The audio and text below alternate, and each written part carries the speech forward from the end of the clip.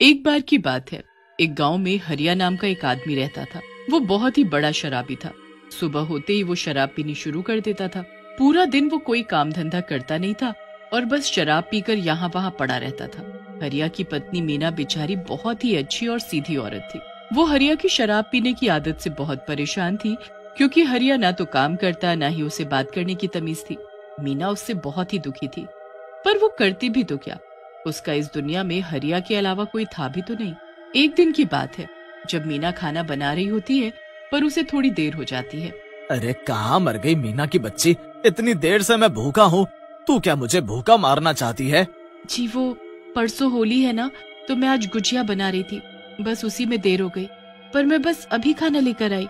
मीना फिर जैसे ही हरिया के लिए खाना लेकर आती है, हरिया खाना फेंक कर मारता है।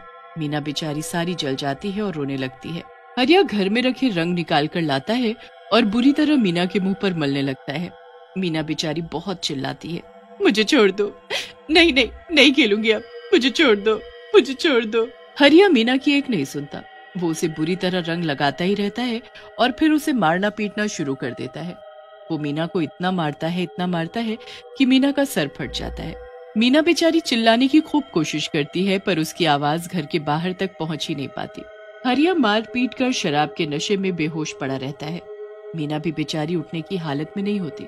उसके सर से खून बहता रहता है। अगले दिन जब हरिया को होश आता है, तो वो मीना को देखकर घबरा जाता है।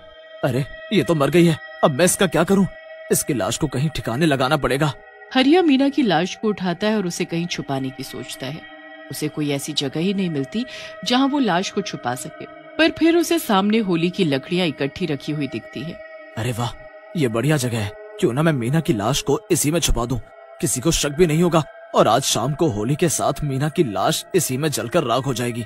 बस फिर हरिया ऐसा ही करता है। जब आसपास कोई नहीं होता, वो मीना की लाश को उसी लकड़ियों के बीच छुपा देता है और वहां से चला जाता है। अब शाम को लोग होलिका दहन के लिए वहां इकट्ठे होने लगते हैं। सब बड़े खुश होते हैं।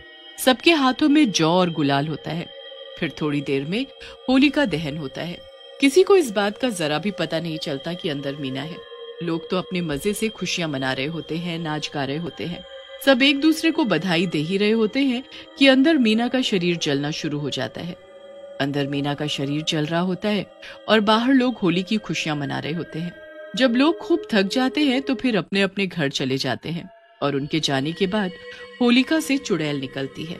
मार डाला मुझे और मेरे मरने पर खुशियां मना रहे हो, अब मैं सबको मार डालूंगी, सबको।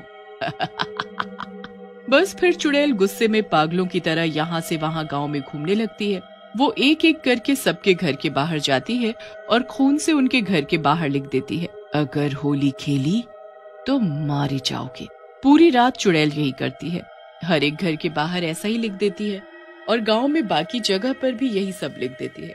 अगली सुबह जब लक्ष्मी भैंसों का चारा डालने के लिए उठती है, तो उसे अपनी दीवार पर बड़ा बड़ा लिखा कुछ दिखता है। वो पढ़कर बड़ी हैरान हो जाती है और पड़ोस से राजू को आवाज देती है। राजू भी उसे पढ़ने लगता है और बताता है कि उसके घर भी यही लिखा हुआ है। राजू और लक्ष्मी बात कर ही रहे होते हैं कि तभी वहाँ से जगिया गुजरता है।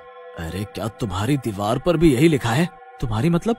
पूरे गांव में हल्ला हुआ पड़ा है, हर घर के बाहर यही लिखा है, और तो और पूरे गांव में हर जगह खून से यही लिखा हुआ है कि अगर होली खेली तो मारे जाओगे। क्या बेकार की बातें हैं, ये सब किसी का मजाक है और कुछ नहीं। ऐसे कैसे कोई किसी को मार देगा? मैं ये सब नहीं मानता। भाई जो भी हो, मैं तो इन सब से बहुत डरता हूँ। कहीं ये किसी ने जादू टोना तो नहीं किया? मैं तो नहीं खेलूंगा होली, मैं मरना नहीं चाहता। जगिया तो वहाँ से चला जाता है और राजू इस बात पर यकीन ही नहीं करता। गांव में हड़कंप मचा हुआ होता है। कुछ लोग इस बात को गंभीरता से लेते हैं तो कुछ मजाक उड़ाते हैं। जो लोग इस बात का मजाक उड़ा रहे होते हैं, चुड़ैल वहीं खड़ी उन्हें गुस्से से देख रही होती है। अच्छा, तुमको ये मजाक लग रहा है? ऐसा है तो होली खेल कर दिखाओ। जिसने आज होली खेली वो मारा जाएगा, उसके घर होगी फिर खून की होली। सबसे पहले राजू होली खेलनी शुरू करता है। उसने खूब दारू पी रखी होती है और वो अपने घर के आंगन में खूब चिल्ला चिल्ला कर अकेले ही होली खेलने लगता है। होली है भाई, होली है, पुराना मानो होली है। मैं तो खूब होली खेलूंगा भैया, जैसे अगर मुझे मारना हो तो मार कर दिखा दे। अच्छा, इसकी इतनी हिम्मत की होली खेलेगा? दारू पीकर पागलों की तरह होली खेल रहा है। इसको तो मैं अभी बताती हूँ, इसके साथ तो अब मैं होली खेलूंगी। राजू रंग उड़ा उड़ा कर होली खेल ही रहा होता है कि अचानक उसके सामने चुड़ैल आ खड़ी होती है। चुड़ैल के दोनों हाथों में रंग होता है। राजू चुड़ैल को देख उसे घूरने लगता है। चुड़ैल उसके मुंह पर बुरी तरह रंग रगड़ने लगती है।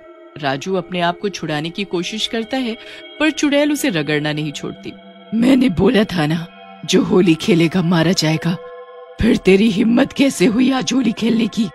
अब तो तुझे इसकी सजा भुगतनी ही पड़ेगी। अब तू नहीं बच पाएगा।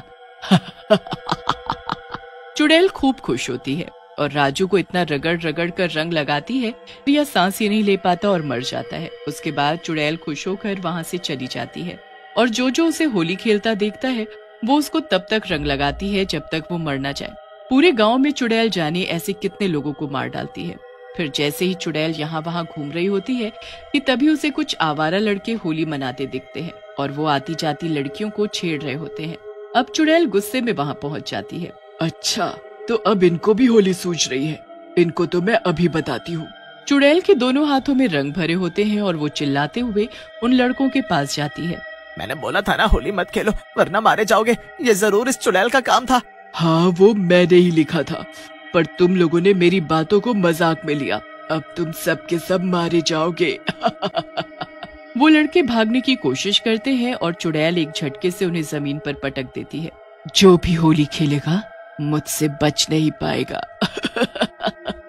तीनों लड़के हाथ जोड़कर चुड़ैल के आगे रोने लगते हैं, पर चुड़ैल उनकी एक नहीं सुनती। वो रंग लेकर तीनों के मुंह पर मलना शुरू कर देते हैं। तीनों लड़कों की हालत बहुत ही बुरी हो जाती है। वो चिल्लाने लगते हैं। धीरे धीरे वहाँ लोगों की भीड़ लगने लगती है। पूरे गांव में हल्ला हो जाता है कि चौक पर चुड़ैल है। सारा गांव वहाँ चुड़ैल को देखने इकट्ठा हो जाता है। चुड़ैल से लोग पूछने लगते हैं कि उसने पूरे गांव में क्यों लिखा और उसे होली से क्या दिक्कत है। मुझे होलिका में जलाकर मार डाला तुम लोगों ने, इस गांव के लोगों ने। अब मैं किसी को नहीं छोड़ूंगी। मैं उसी होलिका में अंदर जख्मी हालत में पड़ी थी। मैं इतना चिल्लाई पर तुम लोगों ने मेरी नहीं सुनी, मुझे जला दिया। हमें जरा भी अंदाजा नहीं था कि अंदर होलिका में कोई है, वरना हम ऐसा क्यों करते। पर तुम्हें उसमें डाला किसने? चुड़ैल ने फिर पूरी कहानी बताई कि कैसे उसके पति ने उसे मारा पीटा और मरा हुआ समझकर होलिका में छुपा दिया। उसके बाद वो गांव छोड़कर भाग गया। उसने सोचा मैं मर गई हूँ, पर मैं मरी नहीं थी। मुझ में सांसें चल रही थी, मैं जिंदा थी। मुझे तो तुम लोगों ने मार डाला। अब मैं तुमको कभी होली नहीं खेलने दूंगी, सबको मार डालूंगी। सच में तुम्हारे साथ बहुत बुरा हुआ है। हमें इस बात का बहुत दुख है। आखिर एक औरत के साथ इतना बुरा हुआ और हम कुछ न कर पाए। पर अब हम क्या करें बताओ? तुम जैसा कहोगी, जो कहोगी हम वैसा करेंगे। नहीं, जो होली मनाएगा उसे मैं मार डालूंगी। इतना कहकर चुड़ैल गायब हो जाती है। अब लोग परेशान हो जाते हैं कि क्या वो कभी होली नहीं खेल पाएंगे। पर फिर एक पंडित उनको उपाय बताता है। इस औरत की मौत इस होलिका में हमारे हाथों हुई है। अब इसको हमें ही मुक्ति दिलानी होगी। इस साल हमें होली नहीं खेलनी चाहिए क्योंकि हमारे गांव में हमारे हाथों एक मासूम औरत की जान गई है। हम खुशियां कैसे मना सकते हैं? पर अगले साल होलिका वाले दिन मैं इसका उपाय करूंगा, फिर सब ठीक हो जाएगा। बस फिर उस दिन कोई होली नहीं खेलता। पर अगले साल पंडित जी पहले उस चुड़ैल की आत्मा की शांति के लिए होलिका के पास बैठकर उसकी आत्मा शांति करते हैं, जहाँ पूरा गांव होता है। चुड़ैल की आत्मा फिर किसी को दुखी नहीं करती। हर साल लोग पहले जैसे होली मनाते हैं। सबसे पहले राजू होली खेलनी शुरू करता है। उसने खूब दारू पी रखी होती है और वो अपने घर के आंगन में खूब चिल्ला चिल्ला कर